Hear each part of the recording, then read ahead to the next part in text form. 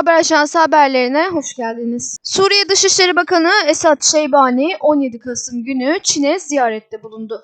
Çin Dışişleri Bakanlığı Şeybani'nin Pekin'de Çin Dışişleri Bakanı Wang Yi ile görüşme gerçekleştirdiğini açıkladı. Wang, görüşmede iki ülke arasındaki dostluğun kökenlerinin halkları birbirine bağlayan tarihi İpek yoluna uzandığını ifade etti. Hem Çin'in hem de Suriye'nin ortak çıkarlar doğrultusunda hareket eden, gelişmekte olan ülkeler olduğunu dile getirdi. Çinli bakan ayrıca ülkelerinin Suriye halkına yönelik dostane politikası olduğunu belirtti. Suriye'nin kendi geleceğine dair aldığı kararlara saygı duyduklarını vurgulayan Wang, karşılıklı temel çıkarların gözetilmesi ve iç işlerine karışmama ilkesine bağlı kalınarak ikili ilişkilerin yeniden sağlıklı bir zemine oturtulması gerektiğini söyledi. Wang Yi, Çin'in Suriye'nin yeniden yapılanma sürecine katkı sunma konusunda istekli olduğunu da ifade etti. Sosyal kalkınma ve yaşam koşullarının iyileştirilmesi için destek vermeye hazır olduklarını, ayrıca Suriye'nin güvenlik ve istikrarının korunması amacıyla uluslararası toplumla birlikte çalışmayı sürdüreceklerini belirtti. Bakan Wang, Suriye'nin kuşak ve yol girişimine katılımından duydukları memnuniyeti de dile getirdi. Şam yönetimiyle Birleşmiş Milletler ve Çin Arap Devletleri İşbirliği Forumu gibi çok taraflı platformlarda işbirliğini geliştirmek istediklerini aktardı. Çin tarafından yapılan açıklamaya göre Şeybani ise Suriye'nin Çin'in güvenlik hassasiyetlerini önemsediğini aktardı.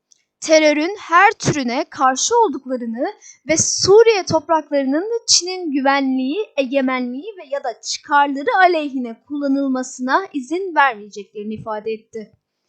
Suriye Dışişleri Bakanlığı da sosyal medyada yer alan açıklamasında Şeybani ve Wang Yi'nin ikili ilişkiler ve bu ilişkilerin güçlendirilmesine yönelik atılabilecek adımlar üzerinde görüştüğünü duyurdu.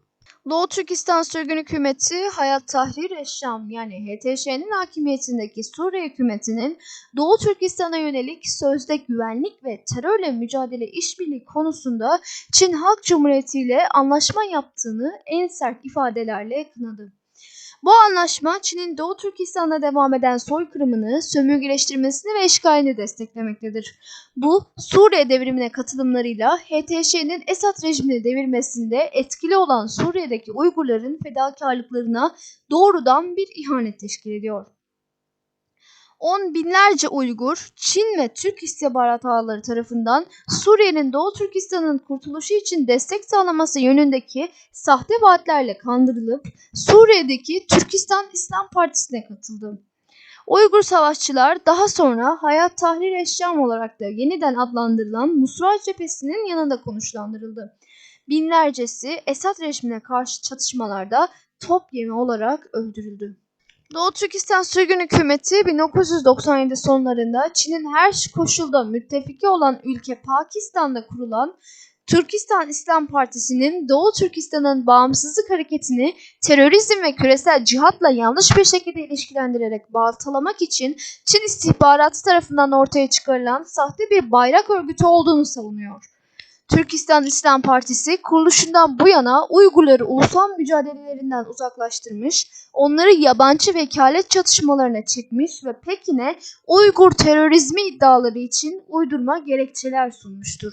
Doğu Türkistan Sürgün Hükümeti Cumhurbaşkanı Doktor Mehmet Emin Ala, yeni Suriye hükümetinin Çin'le sözde güvenlik ve terörle mücadele alanlarında işbirliğini genişletme sözü, Suriye devrimi için savaşırken ölen binlerce Uygur'a karşı derin bir ihanettir. Suriye, Çin'in Doğu Türkistan'daki sömürgeleştirme, soykırım ve işgal hareketini desteklemek yerine kınamalıdır dedi. Çin, Mayıs 2014'ten bu yana Doğu Türkistan'da yapmakta olan soykırımını meşrulaştırmak için Suriye'deki Uygur savaşçıların varlığını kullanmaktadır. Terörle mücadele bahanesiyle milyonlarca Uygur, Kazak, Kırgız ve diğer Türk halkları toplama kamplarına ve hapishanelere hapsedildi, zorla çalıştırarak köleleştirildi, yüz binlerce kadın zorla kısırlaştırıldı, milyonlarca bebek kürtajla aldırıldı ve 1 milyondan fazla Uygur çocuğu ailelerinden koparıldı. 16 binden fazla cami yıkıldı, milyonlarca İslami kaynakça kitap yakıldı ve Doğu Türkistan genelinde kültürel ve dini uygulamalar suç sayıldı. Yeni Suriye hükümeti Çin'in soykırım politikalarını ve Doğu Türkistan'daki sömürgeci işgalini kınayarak Uygurların fedakarlıklarına karşılık vermek yerine Esad rejiminin tutumunu benimsedi. Güvenlik ve terörle mücadele kisvesi altında Pekin'le işbirliğini genişletti. Güvenilir kaynaklar Suriye'nin Uygur savaşçıları Çin'e teslim etme sözü verdiğini belirtiyor. Pekin'de yayınlanan ortak Suriye-Çin bildirisi, Suriye'nin Çin'in güvenlik çıkarlarını koruma ve terörle mücadele işbirliğini genişletme taahhüdünü teyit ediyor. Uygurların Çin'e teslim edilmesi, geri göndermeme ilkesi de dahil olmak üzere uluslararası hukuku ihlal edecek ve onları işkence, hapis ve infazla karşı karşıya bırakacaktır. Doğu Türkistan Sürgün Hükümeti, Doğu Türkistan bağımsızlık mücadelesinin terörizm, aşırılıkçılık veya bölücülükle hiçbir alakası olmayan ulusal kurtuluş, sömürgeciliğin sona ermesi ve kendi kaderine tayin hakkı, öz yönetimi amaçlayan meşru bir müdahale olduğunu vurgulamaktadır. Suriye'deki Uygurların çoğu Çin-Türkiye istihbaratının sömürü ve manipülasyonunun kurbanıdır.